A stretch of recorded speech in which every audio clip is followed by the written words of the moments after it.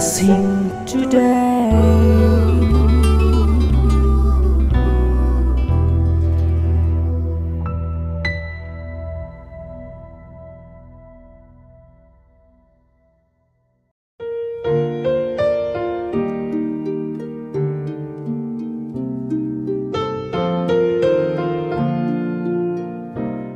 Welcome to blessing today.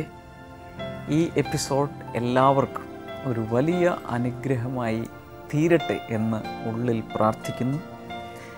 ഇന്നത്തെ episode sponsor ചെയ്ത വ്യക്തിക്കായി നമുക്കെല്ലാവർക്കും ചേർന്ന് പ്രാർത്ഥിക്കാം. കർത്താവെ, തിരുവനന്തപുരത്തു നിന്നുള്ള വെൽവിഷർക്കായി ഞങ്ങൾ പ്രാർത്ഥിക്കുന്നു. ദൈവമേ, സമാധാനപരമായൊരു ജീവിതം തനിക്കുണ്ടാകട്ടെ. എല്ലാ കുടുംബപരമായ പ്രശ്നങ്ങളും മാറിപ്പോകട്ടെ എന്ന് പ്രാർത്ഥിക്കുന്നു. ഏകാന്തത പൂർണ്ണമായി മാറിപ്പോകട്ടെ. അതുപോലെ കർത്താവെ, താൻ ചതിക്കപ്പെട്ട് ഒത്തിരി പണം തനിക്ക് നഷ്ടപ്പെട്ടു പോയല്ലോ. തൻ്റെ ജീവന് വരെ ഭീഷണിയായിരിക്കുമ്പോൾ ആ പണം തിരികെ ലഭിക്കുവാനും വളരെ സമാധാനപരമായൊരു ജീവിതം ലഭിക്കുവാനുമായി ദൈവത്തോട് പ്രാർത്ഥിക്കുന്നു. കർത്താവെ, തന്നെ സംരക്ഷിക്കണമേ, തന്നെ അനുഗ്രഹിക്കണമേ, പ്രശ്നങ്ങളിൽ നിന്ന് പുറത്തെടുക്കണമേ എന്ന് ലോകം എമ്പാടുമുള്ളവർ ചേർന്ന് പ്രാർത്ഥിക്കുന്നു, അനുഗ്രഹിക്കുന്നു. യേശുവിൻ്റെ നാമത്തിൽ തന്നെ ആമേൻ. Thank you so much for sponsoring today's episode. God bless U.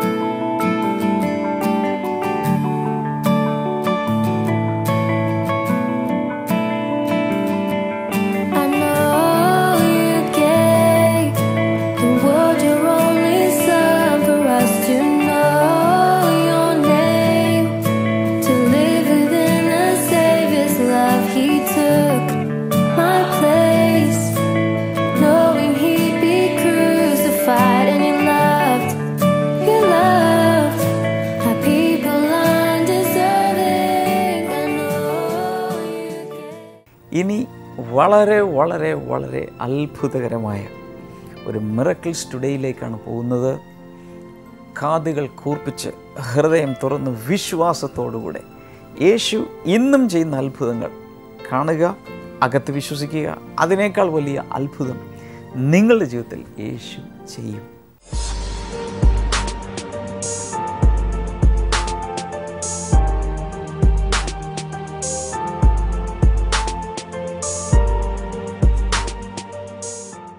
ഈ ബ്രദറിന്റെ പേര് തോമസ് എന്നാണ്. ഇദ്ദേഹത്തിന്റെ ജീവിതത്തിൽ ദൈവം ചെയ്ത 2 വലിയ അത്ഭുതങ്ങളെ കുറിച്ച് പറയാനാണ് ഇദ്ദേഹം ഇവിടെ നിൽക്കുന്നത്. ഇദ്ദേഹം ഡിസംബർ മാസത്തിൽ ഒരു ഹോസ്റ്റൽ തുടങ്ങി.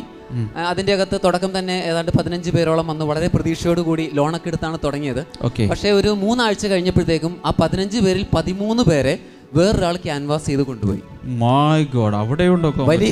വലിയൊരു നിരാശ വന്നു. പിന്നെ തുടർന്നുള്ള 2 മാസത്തേക്ക് ബാക്കിയുള്ള 2 പേരെ വെച്ചാണ് അത് റൺ ചെയ്യിച്ചത്. ഒടുക്കം ഭയങ്കര ഒരു നിരാശയായി. കടം കൂടി വരുന്നു, അതുകൊണ്ട് നിർത്തിയേക്കാം, ഇതിന് വേറെ രക്ഷയില്ല എന്ന് കരുതിയിരിക്കുന്ന സമയത്ത് ഇവിടെ വന്ന് ഡാമിയൻ ബ്രദറിനോടും പറഞ്ഞ് പ്രാർത്ഥിച്ചു, മറ്റ് ലീഡേഴ്സിനോടെല്ലാം പറഞ്ഞ് പ്രാർത്ഥിപ്പിച്ചു. അന്ന് ഡാമിയൻ ബ്രദർ ഒരു ധൈര്യം കൊടുത്തു, ഇത് വിട്ടുകളയണ്ട, ദൈവം ഇതിൽ അത്ഭുതം ചെയ്യും എന്ന് പറഞ്ഞു. 2 ആഴ്ചയ്ക്കുള്ളിൽ അത് വീണ്ടും 15ലേക്ക് വന്നു. കൈയുള്ളവരൊക്കെ ഒന്ന് കൈയടിച്ച് യേശുവിന് നന്ദി പറഞ്ഞു. ഇപ്പോൾ വരുന്ന ആൾക്കാരെ അക്കോമഡേറ്റ് ചെയ്യാൻ പറ്റാത്തതുകൊണ്ട് പറഞ്ഞു വിട്ടുകൊണ്ടിരിക്കുക. ഇനി സാധിക്കില്ല എന്ന് പറഞ്ഞു. ഒരു ഹൗസ്ഫുൾ ബോർഡ് തൂക്കിയാൽ മതി. 12 പേർക്കുള്ള കപ്പാസിറ്റി ഉള്ളൂ അതിന്. പക്ഷെ 15 പേരെ വെച്ച് ഇപ്പോൾ അത് റൺ ചെയ്യിച്ചുകൊണ്ടിരിക്കുന്നു. ഒരു ഹോസ്റ്റൽ ഉയർത്തെഴുന്നേറ്റ കഥയാണ് ഈ കേട്ടുകൊണ്ടിരിക്കുന്നത്.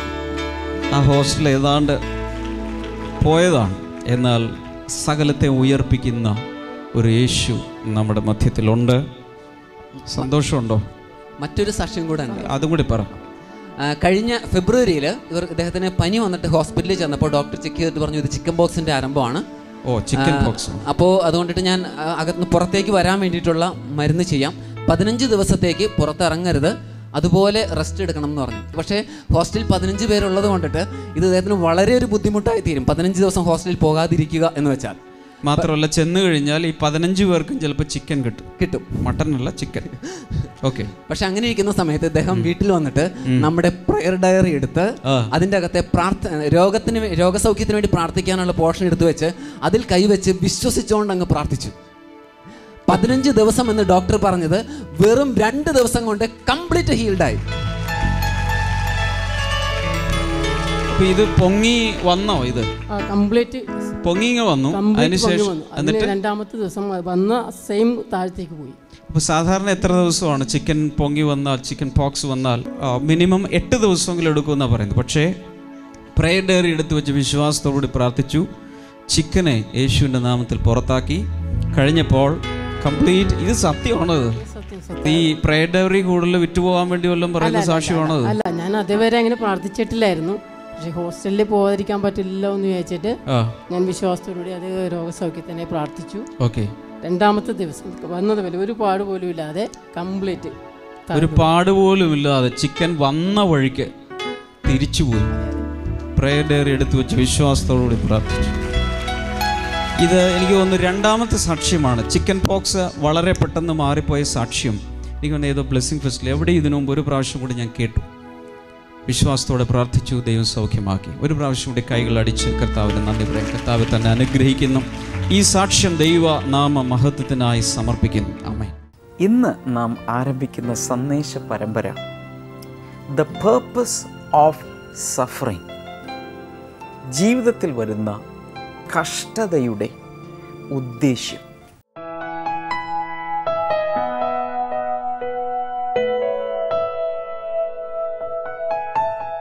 കഴിഞ്ഞ ഗുഡ് ഫ്രൈഡേ ദിവസം നൽകപ്പെട്ട സന്ദേശം ദ സഫറിങ് ഓഫ് ക്രൈസ്റ്റ്, ക്രിസ്തുവിൻ്റെ കഷ്ടതയെക്കുറിച്ചായിരുന്നു. ദ സഫറിങ് ഓഫ് ക്രൈസ്റ്റും ഉണ്ട്, ദ സഫറിങ് ഫോർ ക്രൈസ്റ്റും ഉണ്ട്. ക്രിസ്തു സഹിച്ച കഷ്ടാനുഭവവും നാം ക്രിസ്തുവിന് വേണ്ടി സഹിക്കുന്ന കഷ്ടാനുഭവവും. യേശു സഹിച്ചതുപോലെ യേശുവിൽ വിശ്വസിക്കുമ്പോൾ, യേശുവിന് വേണ്ടി നിലകൊള്ളുമ്പോൾ അനേകർ കഷ്ടം സഹിക്കേണ്ടി വന്നിട്ടുണ്ട്. അതിൽ പ്രത്യേകിച്ച് നമ്മൾ ഓർക്കേണ്ടത് 1-ാം നൂറ്റാണ്ടിൽ യേശു വളരെയധികം കഷ്ടം സഹിച്ച് ക്രൂശിൽ മരിച്ച് നമുക്ക് വേണ്ടി ഇതെല്ലാം ചെയ്ത് കഴിഞ്ഞപ്പോൾ തൻ്റെ ശിഷ്യന്മാർ, അപ്പസ്തോലന്മാർ എന്ന് ഒക്കെ അറിയപ്പെട്ടവരും മറ്റു ശിഷ്യന്മാരും യേശുവിൻ്റെ ആ സന്ദേശം എല്ലായിടങ്ങളിലും കൊണ്ടുപോകാൻ വേണ്ടി അവർ രാവും പകലും അധ്വാനിച്ചപ്പോൾ അവരെ പലരും ക്രൂരമായി പീഡിപ്പിക്കുകയും അനേകരെ കൊന്നുകളയും ഒക്കെ ചെയ്ത ചരിത്രം നമ്മൾ കേട്ടിട്ടുണ്ട്.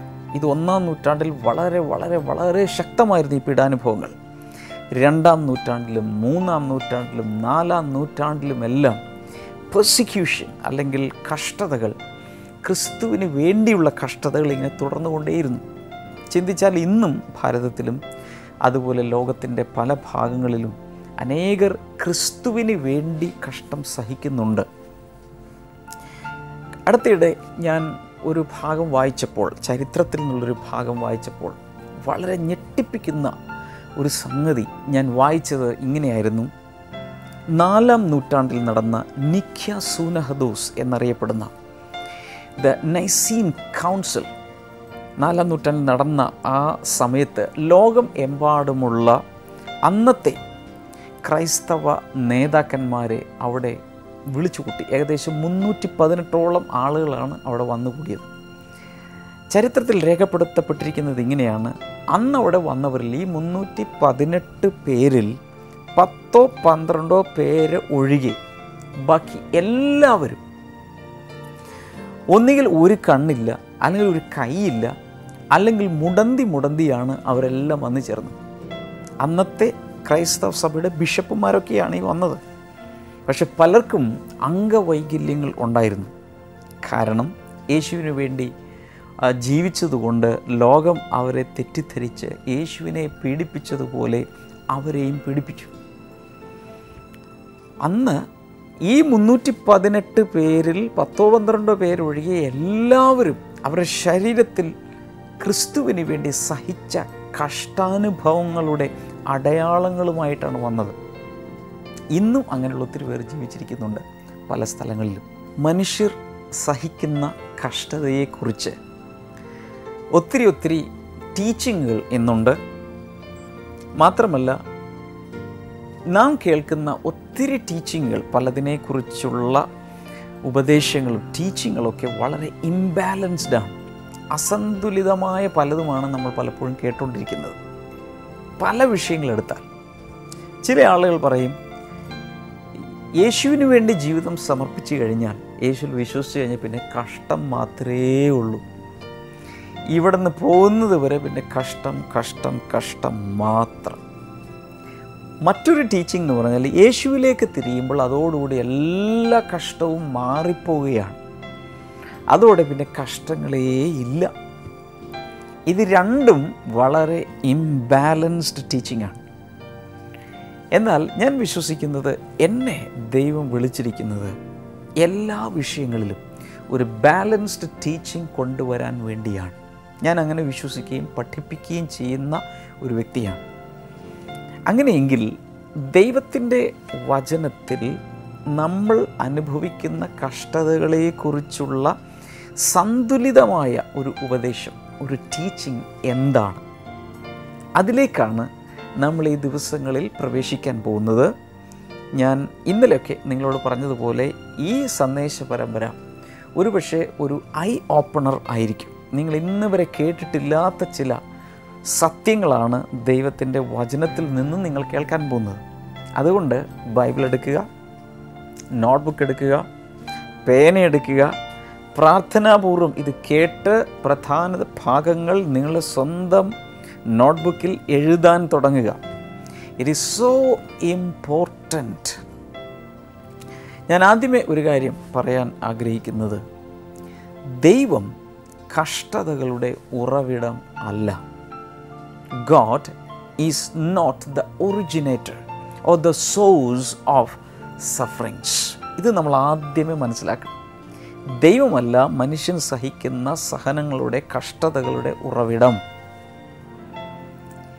എന്നാൽ ദൈവം പലപ്പോഴും കഷ്ടതകളെ നമ്മുടെ ജീവിതത്തിൽ അനുവദിക്കാറുണ്ട്.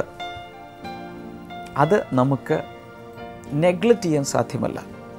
ദൈവം എങ്ങനെയുള്ളവനാണ് എന്ന് നമുക്കൊന്ന് ആദ്യം നോക്കാം. മത്തായി എഴുതിയ സുവിശേഷം 7-ാം അധ്യായത്തിലേക്ക് നമുക്ക് ഈ സമയത്ത് വരാം. 9 മുതൽ താഴേക്ക് 11 വരെയുള്ള വാക്യങ്ങൾ. മകൻ അപ്പം ചോദിച്ചാൽ നിങ്ങളിൽ ആരെങ്കിലും അവന് കല്ല് കൊടുക്കുമോ? മീൻ ചോദിച്ചാൽ അവന് പാമ്പിനെ കൊടുക്കുമോ? നിങ്ങൾ ദോഷികളെങ്കിലും നിങ്ങളുടെ മക്കൾക്ക് നല്ല ദാനങ്ങൾ കൊടുക്കേണ്ടത് എങ്ങനെയെന്ന് അറിയുന്നുവെങ്കിൽ സ്വർഗസ്ഥ പിതാവ് തന്നോട് അപേക്ഷിക്കുന്നവർക്ക് നല്ല ദാനങ്ങൾ എത്ര അധികം നൽകും. അതിൽ ദൈവത്തെക്കുറിച്ച് യേശു വെളിപ്പെടുത്തിയിരിക്കുന്നൊരു കാര്യമാണ്, ദൈവം നല്ലവനാണ്, ദൈവം നല്ല ദാനങ്ങൾ നൽകുന്നവനാണ്. അടുത്ത ഒരു വാക്യം 1 കൊരിന്ത്യർ 1-ാം അധ്യായത്തിൽ നിന്നാണ്.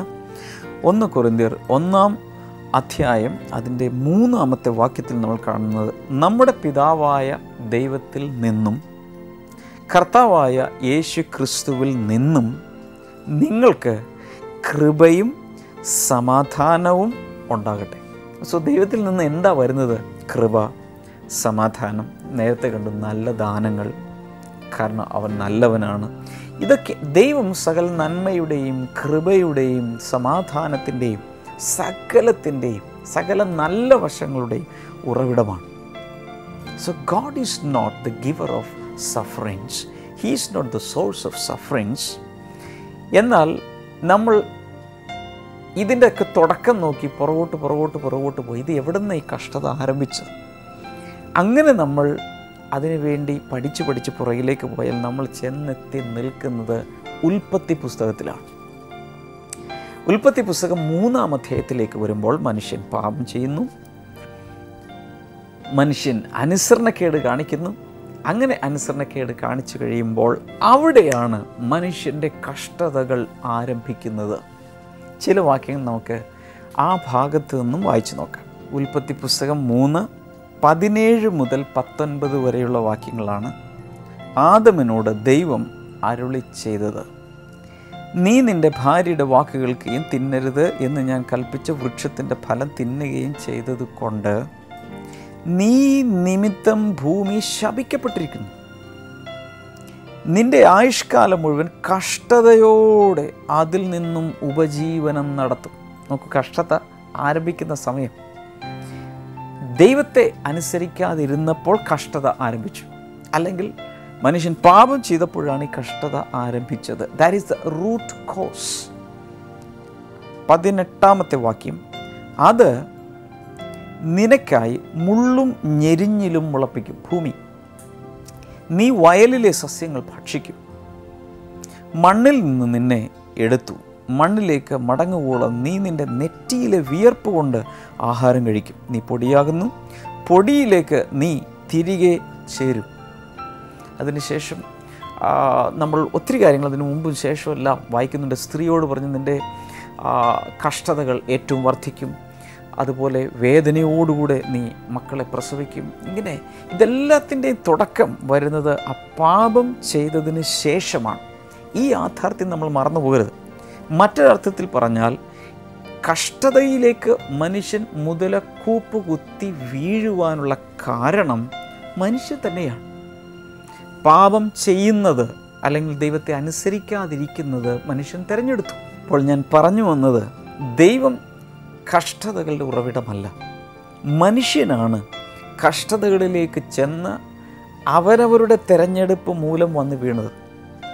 ആദ്യ മനുഷ്യൻ പാപം ചെയ്തതുകൊണ്ട് സകല മനുഷ്യവംശം മുഴുവൻ കഷ്ടതയുടെ പാന്താവിലേക്ക് ചെന്ന് വീണുപോയി.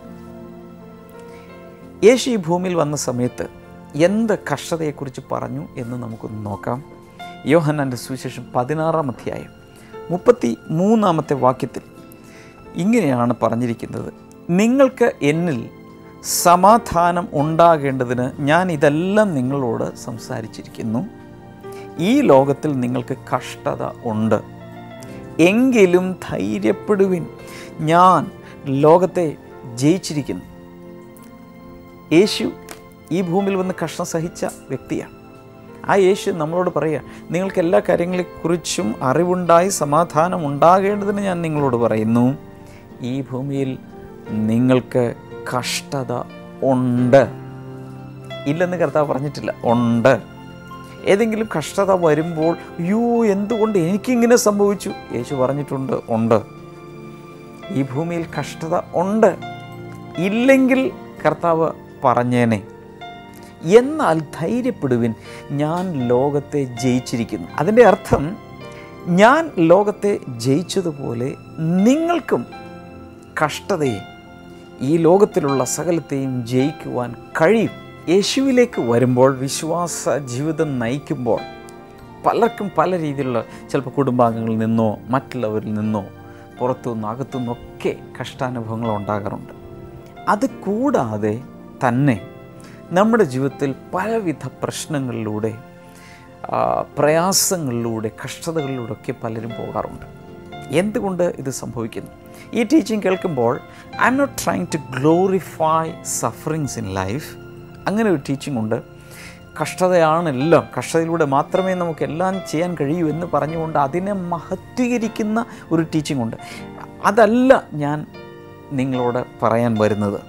എന്നാൽ ദൈവം നമ്മുടെ ജീവിതത്തിൽ കഷ്ടതകൾ അനുവദിക്കുന്നതിൻ്റെ പിന്നിൽ ചില കാരണങ്ങളുണ്ട്. ആ കാരണങ്ങൾ നമുക്ക് ഈ സമയത്ത് ഒന്നൊന്നായി ഒന്ന് നോക്കാം. ഈ ഭാഗങ്ങൾ കുറിച്ച് വയ്ക്കണം. അതിൽ ഒന്നാമത്തെ കാരണം ഇതാണ്, we suffer because we are a part of the fallen race. വീണുപോയ ഒരു വംശത്തിലെ അംഗമായിരിക്കുന്നത് കൊണ്ട്, അല്ലെങ്കിൽ വീണുപോയ മനുഷ്യവംശത്തിലെ ഒരംഗമായി നാം പിറക്കുന്നത് കൊണ്ട് there is a general portion of suffering for all of us. എല്ലാവരും ആ വിവിധ രീതിയിലുള്ള പൊതുവായ കഷ്ടതകളിലൂടെ മനുഷ്യവംശത്തിൽപ്പെട്ട എല്ലാവരും പോയേ തീരും. വിവിധ രീതിയിലുള്ള പ്രശ്നങ്ങൾ. ഇതാണ് ഒന്നാമത്തെ കാരണം. രണ്ടാമത്തെ കാരണം എന്ന് പറയുന്നത്, we suffer sometimes because of somebody else's problem. മറ്റൊരാൾ ചെയ്തു കൂട്ടിയ പ്രശ്നങ്ങൾ കൊണ്ട്, മറ്റൊരാൾ ചെയ്തു കൂട്ടിയ പാപങ്ങൾ കൊണ്ട് നമ്മുടെ ജീവിതത്തിൽ കഷ്ടതകൾ അനുഭവിക്കാം. ഉദാഹരണത്തിന്, പിറന്നു വീഴുന്ന കുഞ്ഞുങ്ങൾ, അവർ നിഷ്കളങ്കരാണ്. എന്നാൽ മാതാപിതാക്കൾ കാട്ടിക്കൂട്ടുന്ന തെറ്റുകൾ കൊണ്ട് കുഞ്ഞുങ്ങൾ ഒത്തിരി സഹിക്കാറുണ്ട്. കാരണം മാതാപിതാക്കൾ ഒരുപക്ഷെ പിതാവ് മദ്യപാനിയായിരിക്കാം, അല്ലെങ്കിൽ കുടുംബം നേരെ ചൊവ്വേ നോക്കാത്ത ഒരു വ്യക്തിയായിരിക്കാം, നല്ല രീതിയിൽ കാര്യങ്ങൾ നടത്താത്തൊരു വ്യക്തിയാകാം. ഇതെല്ലാം കൊണ്ട് കുഞ്ഞുങ്ങൾ പലപ്പോഴും വലിയ കഷ്ടതയിൽ ആയി പോകാറുണ്ട്. അവരെന്ത് പിഴച്ചു? എന്നാൽ ഈ പ്രയാസത്തിൻ്റെ കാരണം മറ്റൊരാളാണ്. വിവാഹ ജീവിതത്തിൽ ചില ഭാര്യമാർ ഭർത്താവിൻ്റെ ഏതെങ്കിലുമൊക്കെ സ്വഭാവ ദൂഷ്യങ്ങൾ കൊണ്ട് കണ്ണുനീര് കുടിക്കാറുണ്ട്. അല്ലെങ്കിൽ ഭർത്താവിൻ്റെ വീട്ടിലെ ചിലരുടെ മോശമായ പെരുമാറ്റങ്ങൾ കൊണ്ട് എത്രയോ സ്ത്രീജനങ്ങൾ കഷ്ടതയിലും കണ്ണുനീരിലുമായിരിക്കും.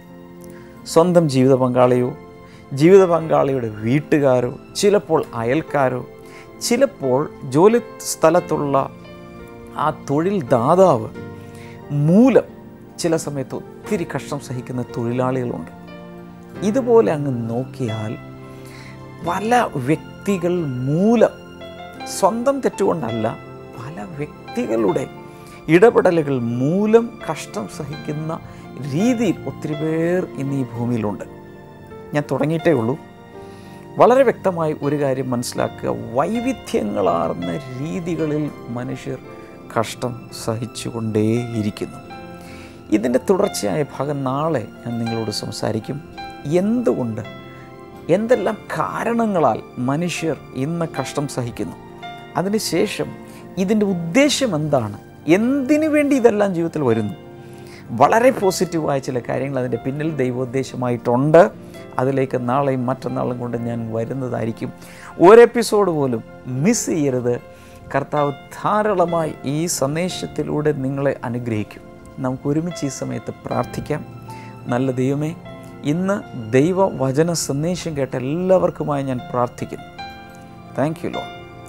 കഴുത്തിൻ്റെ അസ്ഥികൾക്ക് തേയ്മാനമുള്ള വ്യക്തികൾ യേശുവിൻ്റെ നാമത്തിൽ ഇപ്പോൾ സൗഖ്യമാകട്ടെ. അതുപോലെ ശരീരത്തിൽ പ്രത്യേക രീതിയിലുള്ള വിരശല്യം മൂലം പ്രയാസം അനുഭവിക്കുന്ന ചില വ്യക്തികൾ ഇപ്പോൾ യേശുവിൻ്റെ നാമത്തിൽ സൗഖ്യമാകട്ടെ.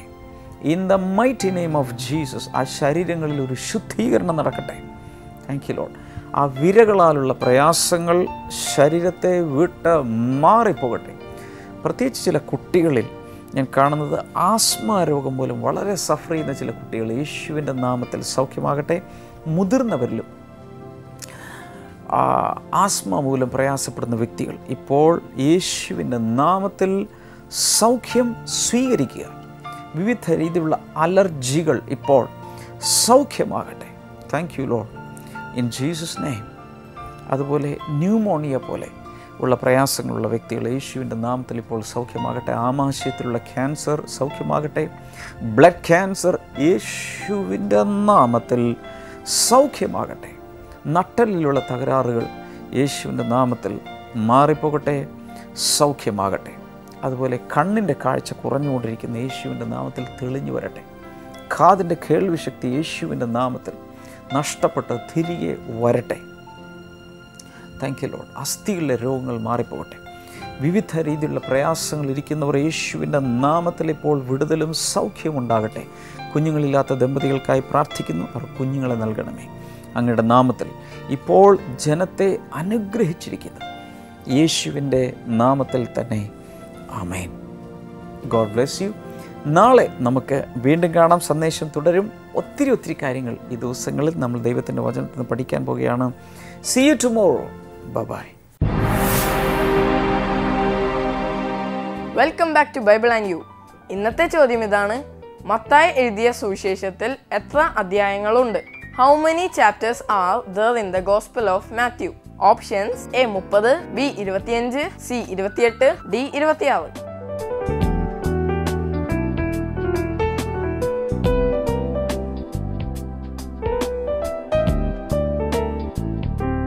നിങ്ങളുടെ ഉത്തരങ്ങൾ 9645221221 എന്ന നമ്പറിലേക്ക് SMS ചെയ്യുക. SMS ചെയ്യേണ്ട format BT space option A, B, C or D. ശരി ഉത്തരം അയക്കുന്നവർക്ക് OM ബുക്സ് നൽകുന്ന നല്ല നല്ല സമ്മാനങ്ങൾ ഞങ്ങൾ തരുന്നതാണ്.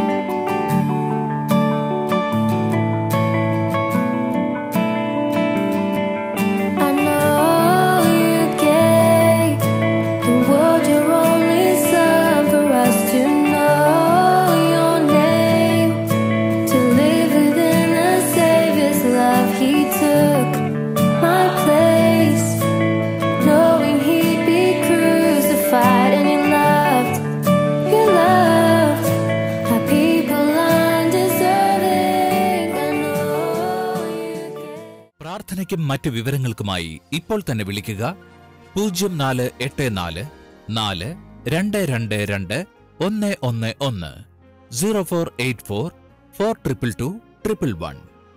ഞങ്ങളുടെ വെബ്സൈറ്റുകൾ www.themasterministries.org, www.blessingtoday.tv, ഇമെയിൽ info@blessingtoday.tv. ഞങ്ങളുടെ address blessing today, post box number 2215, Edappally PO, Kerala, India 682024.